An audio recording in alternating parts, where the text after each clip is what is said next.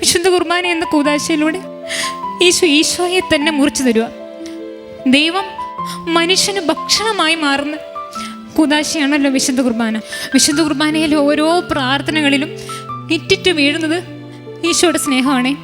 ഓരോ പ്രാർത്ഥനയും അർത്ഥമറിഞ്ഞ് കൂടുന്ന സമയത്ത് അനുഭവിക്കാൻ പറ്റുന്നത് പോലെ ഈശോയുടെ സ്നേഹം അനുഭവിക്കാൻ പറ്റുന്ന വേറൊരു സമയമില്ല കേട്ടോ. ഈശോയുടെ സ്നേഹത്തിന് ഒരു മാനദണ്ഡങ്ങളും ഇല്ല. പാപിയാണോ? സാരമില്ല. 100 എണ്ണം ഉള്ളതിൽ നഷ്ടപ്പെട്ട ഒരെണ്ണത്തിന് തേടി വരുന്നതാണ് നമ്മുടെ തമ്പുരാൻ. കുറവുകളൊക്കെ ഉണ്ടോ? സാരമില്ല. നമ്മുടെ എല്ലാ കുറവുകളെയും നിറവുകളാക്കി മാറ്റുന്നവനാണ് നമ്മുടെ പൊന്നു തമ്പുരാൻ. ആത്മാർത്ഥതയോടെ പ്രാർത്ഥിക്കാൻ ശ്രമിച്ചിട്ടും ശ്രദ്ധിക്കാൻ പറ്റുന്നില്ലേ, പ്രാർത്ഥിക്കാൻ പറ്റുന്നില്ലേ? സാരമില്ല. ഹൃദയങ്ങളെ അറിയുന്നവനാണ് നമ്മുടെ പൊന്നു തമ്പുരാൻ. ഇനി ജീവിതം മൊത്തം നാശമായോ, എല്ലാം ഒരു ഹോപ്പും ഇല്ലാതെ എല്ലാം നശിച്ചിരിക്കുവാണോ? സാരമില്ല. ഈ അൾത്താരയിൽ ഇരിക്കുന്ന ഈ കുഞ്ഞപ്പത്തിനുണ്ടല്ലോ എല്ലാത്തിനോളം ഉത്തരവുണ്ട്.